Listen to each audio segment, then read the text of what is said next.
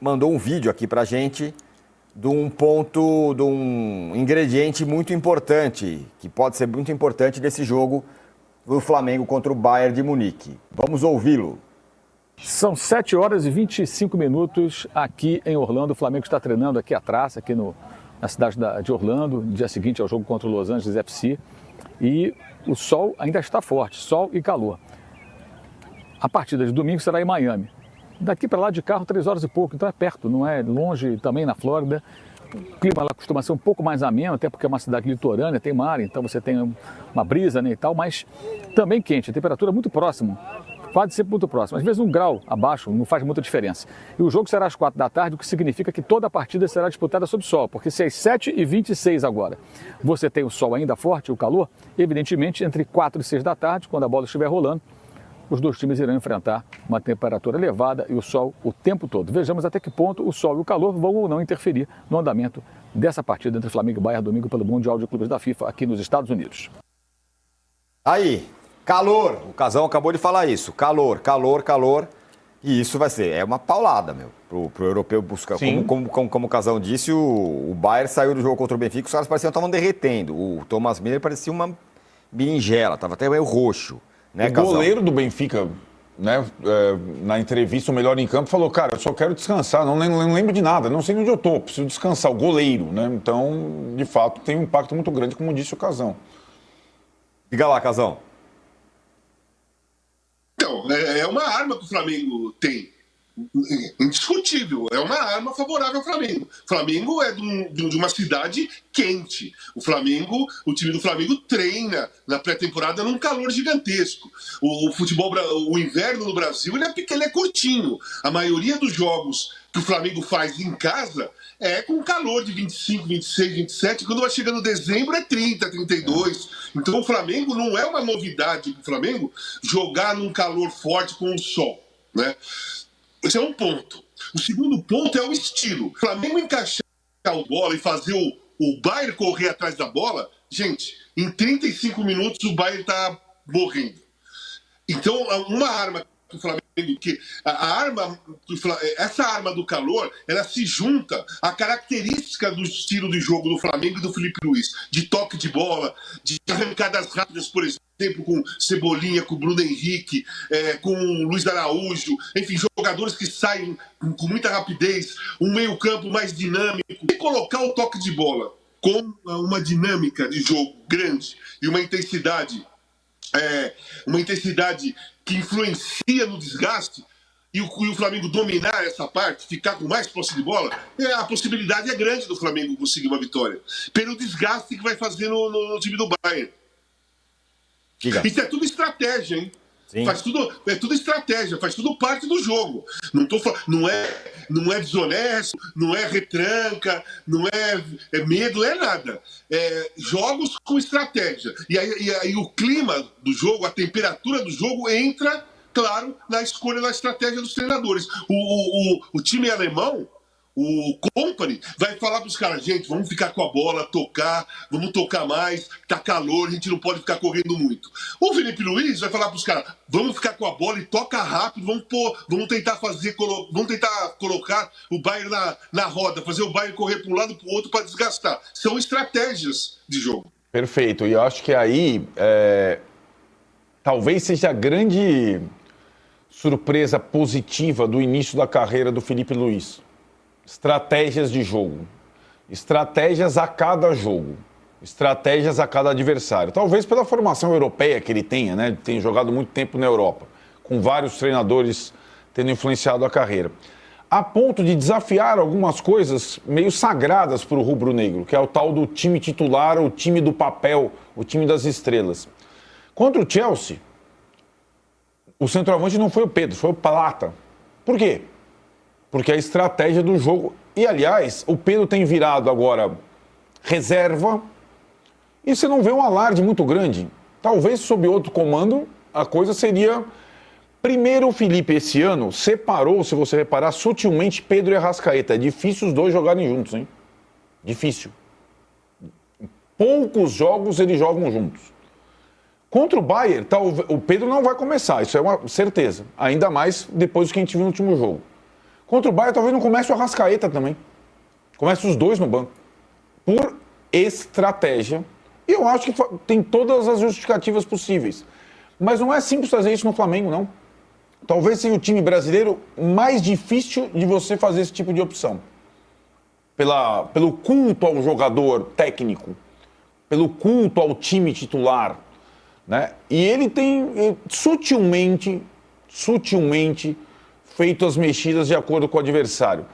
Para mim, quando ele entra em campo na última partida, já classificado em primeiro lugar, sabendo que o Bayern é o adversário e não o Benfica, ele já está mirando no grande desafio que vem pela frente. E a escalação dele não vai ser o time do papel do Flamengo, os melhores jogadores tecnicamente falando. Ele vai levar em consideração como joga o adversário, a temperatura, o gramado se é rápido ou não, se é seco.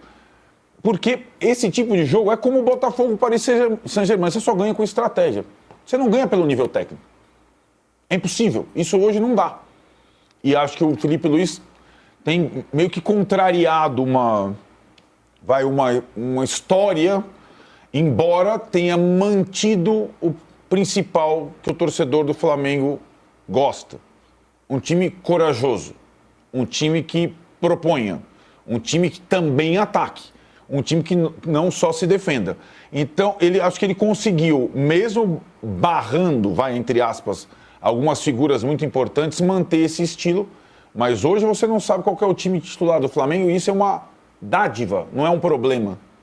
O Flamengo tem uma estrutura, uma cara, uma característica. Você não sabe se o lateral direito titular é o Wesley ou o Varela, sabe? Não. Se o esquerdo é o Ayrton Lucas ou o Alexandro, sabe? Se o titular da zaga é o Danilo ou o Léo Ortiz, sabe? Não sabe. Se o titular é o Arrascaeta ou o Luiz Araújo na falso meia. Se é o Plata ou o Pedro. Você não sabe. Se é o Cebolinha ou o Michael. Ou se não é um dos dois. Isso é interessante.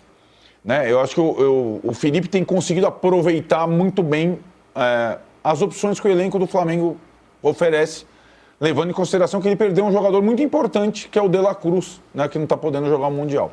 Olha, chegamos nela, audiência brutal aqui, mais uma vez, no nosso All News Esporte, e agora queremos likes brutais, então vamos chegar aí em 3 mil likes, estamos longe ainda, hein, de 3 mil likes, apesar dessa audiência brutal, mais uma vez, aqui.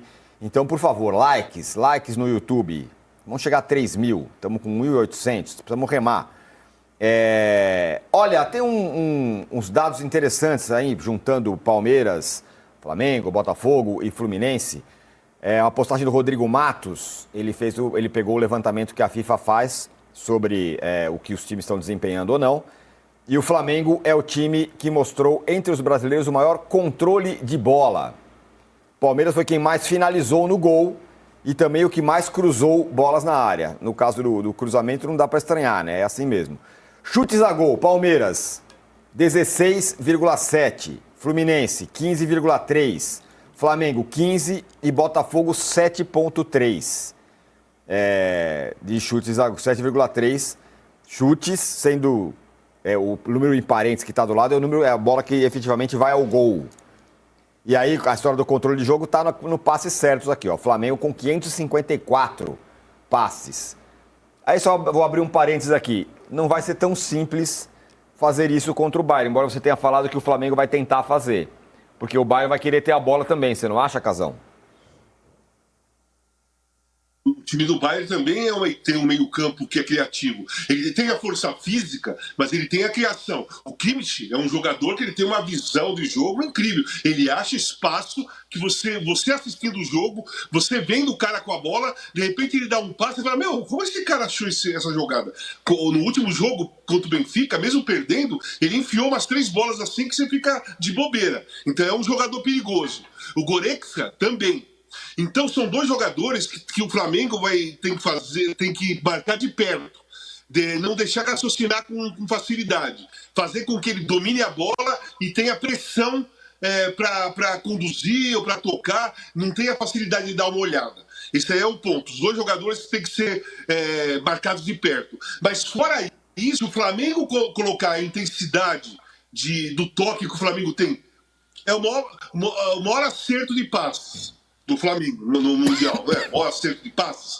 E o Flamengo meteu 3 do Chelsea, ganhou o primeiro jogo também, né? É um time que tem essa característica de ficar com a bola. É uma característica do Flamengo, uma característica da escola do Flamengo e do Felipe Luiz, né? Então a possibilidade de o Flamengo encaixar o jogo e ficar com a posse de bola maior é grande, gente. Não é uma coisa pequena, não.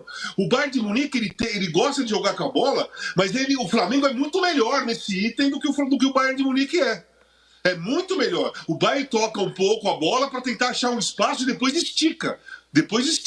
O Flamengo não. O Flamengo tem um toque de bola progressivo. É uma equipe que vai atacando. Quando o adversário percebe, tem 2 caras entrando pelo lado, tem o centroavante, tem o meia chegando, tem o Gerson que está armando, 2 laterais apoiando. Então, a possibilidade do Flamengo encaixar um jogo favorável a ele, até novamente, usando a temperatura como estratégia, é grande. Eu, assim, cara, pode ser que eu esteja viajando, pode ser que as pessoas falem, pô, Casão, não é bem assim, pode falar o que for, mas eu tô achando que o Flamengo pode fazer um grande jogo, entendeu? Sei lá, é intuição. A intuição seria mó roubada, né? Não tô as pessoas acharem que a minha intuição é a verdade absoluta e sair apostando no Flamengo. Não façam isso, tá? Não façam isso. Mas é uma intuição que eu tô tendo. Então, sei lá, cara. Eu acho que o Flamengo encaixa um jogo com o Bayern de Munique. Eu também acho que o Flamengo... corro o risco... Olha só. Eu corro o risco, de repente, o Bayern fazer uma grande partida e meter 4 no Flamengo e isso aqui virar corte para meme. Ok. Mas eu não vou me omitir em cima da intuição que eu tô tendo por causa de redes sociais, entendeu? Perfeito. Eu dou a minha opinião, eu falo o que eu tenho que falar e pronto. Depois, dane-se. Eu não sou obrigado a acertar. Eu sou obrigado a dar opinião. Eu sou pago pelo UOL para dar opinião, não para acertar a minha opinião. Sim, se acertasse tudo, ficava tudo mais fácil, né? Não teria nem graça, inclusive. E a nossa enquete, a pergunta é sobre isso. Quem tem mais chance de passar? E a galera tá da seguinte forma. Botafogo, 44%. Acho que isso é um grande erro, mas de achar que o Botafogo vai passar. Acho que o Palmeiras tem mais chance que o Botafogo, mas enfim. Flamengo, 26%. Fluminense, 5%. E Palmeiras, 25% também. Flamengo, 26%. Palmeiras, 25%. Eu acho que menosprezar o Palmeiras é um grande erro. A gente pode até olhar mais esses números aí. Mas fala aí, Arnaldo. Eu acho que eu não menosprezo. Para mim é o que tem mais chance. Talvez eu superestime o Palmeiras. Porque, na verdade, o Palmeiras está devendo. Jogo, resultado, atuação, do técnico ao Estevão, né? Aliás, colocar tudo nas costas do Estevão é uma tremenda sacanagem, hein? Nossa Senhora, e tem uma vontade de colocar tudo nas costas do moleque que vai embora só por causa de uma frase lá. Olha, o que eu acho, Tironi, e o quadro das estatísticas e a enquete mostram, é que nós precisamos respeitar o Botafogo. E a gente passou o ano inteiro passado duvidando do Botafogo. O Botafogo foi o time que deu o Brasileiro e a Libertadores no mesmo ano, como o Flamengo do Jorge Jesus. E o Botafogo, com aquele jeito absurdo de ser administrado, mandou os melhores jogadores embora, trocou o técnico, começou a temporada 3 meses depois. Ninguém acha que... o Lyon acabou de ser rebaixado na França. Ninguém acha que o modelo da administração do Textor é correto, nem o que ele fala, nem a fanfarronice dele. Agora, que o time do Botafogo, do ano passado para cá, virou um time muito consistente e respeitável, virou. Sim. A ponto de promover uma freguesia ao próprio Palmeiras.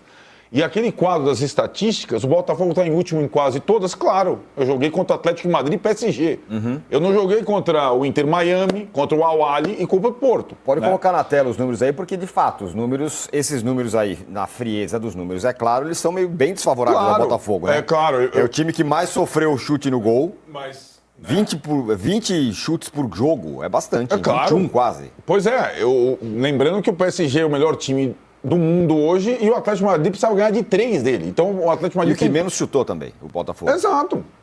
Pelo nível dos adversários. Então, tá tudo bem aí. Faltas cometidas. Evidentemente, o Botafogo fez mais que os outros brasileiros, né? Aliás, o Palmeiras podia ter feito, deixou o Messi, não fez uma falta no Messi. Sim. Eu não sou defensor de ficar batendo em jogador, não, mas o Messi fez falta. Tática, tomou cartão amarelo. O Palmeiras deixou os caras andarem. Então, o que ele ganha na estatística, o Botafogo? Faltas cometidas e chutes sofridos no gol. Seria assim, né? E fez menos cruzamentos que os outros, porque pressionou menos. E a minha grande dúvida e acho também que o Botafogo tem um tipo de jogo que ele não é um jogo, ele é um jogo mais mutável. Eu acho que o desafio maior no confronto brasileiro é o Palmeiras se impor, o que não aconteceu até agora. E eu não sei se vai acontecer, eu estou esperando até agora. O Palmeiras fazer, enfim, um grande jogo. Eu acho que o Palmeiras não fez um grande jogo esse ano com o Botafogo no Brasileiro, com o Flamengo no Brasileiro, com o Cruzeiro no Brasileiro, com o Corinthians no Paulista, e nenhum dos 3 do Mundial até agora. Então, com talvez o melhor elenco do país. Está na hora do Palmeiras fazer o grande jogo. E para isso não é o Estevão fazer um grande jogo sozinho. O Palmeiras tem o técnico mais longevo do país, os jogadores mais caros do país, o elenco mais completo do país. O Palmeiras está devendo. E a gente tem essa expectativa que o Palmeiras uma hora dê um sinal. Não é possível. Está demorando, mas espera que uma hora ele dê um sinal. Mas o sinal pode ser simplesmente passar pelo Botafogo, Casão. Pode. Ganhar de 1-0, passou. Então, vai estar nas quartas de final. Então, tem uma coisa que eu quero dizer sobre o Botafogo. Primeiro, não é porque chuta pouco e foi mais... tomou mais chutes a gol que jogou mal. É estratégia de jogo. Exato. Tem que analisar a estratégia. Contra o PSG, o Renato Paiva deu um show na estratégia. Seria absurdo o Botafogo ir para cima do PSG, chutar 50 bolas no gol e perder de 4-0. Então, jogou pro contra-ataque. E quando acertou um contra-ataque, o Igor Jesus foi lá e decidiu o jogo. Então, é uma estratégia de jogo que o Botafogo tem nesse torneio. Então, não dá para falar pelos números que aquele jogou melhor e aquele jogou pior. Né? Quem cruzou mais foi o Palmeiras, quem chutou mais no gol foi o Palmeiras, e o Palmeiras só fez 5 pontos num grupo fraquíssimo. Pegou o primeiro lugar com 5 pontos no saldo de gol. O Botafogo pegou o segundo com 6 pontos contra Atlético de Madrid e contra PSG. Então, tinha que colocar os números aí. O número que está faltando aí é o número de pontos, e analisar a dificuldade dos dois grupos e ver quem foi mais efetivo nos dois grupos com os adversários que teve cada um. O Palmeiras fez 6 pontos, cara. O Botafogo fez 6 pontos jogando contra PSG e Atlético de Madrid. Perdeu do Atlético de Madrid porque o Atlético de Madrid precisava fazer 3 gols de diferença. O Botafogo estava tranquilo. Ganhou do PSG e ganhou do Seattle. Não jogando bem, mas ganhou. 6 pontos. O Palmeiras só teve o Porto como um europeu, né? Teoricamente difícil, mas foi o time desclassificado. É o pior dos europeus que foi participar desse torneio. E o Palmeiras jogou bem, mas empatou. Né? E na última rodada estava perdendo de 2-0 do Inter. Deixa o like aí de vocês aí, se gostou do vídeo aí. Se inscreva no canal para me ajudar. E eu acho que o Flamengo tem chance sim contra esse Bayern aí. E contra o Real Madrid, eu acho que tem sim.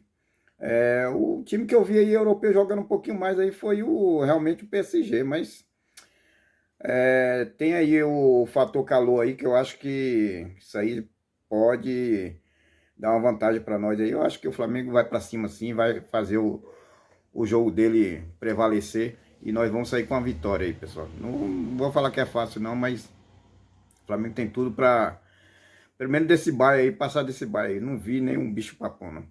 Falou, pessoal? Se nós não ganhar agora, nesse clima aí, a próxima Copa que vai ser em 2029, parece que vai ser na Espanha, e aí a gente vai falar que não tem chance mesmo, né? Mas eu acho que o Flamengo vai passar desse bairro aí, se Deus quiser. Jogaço!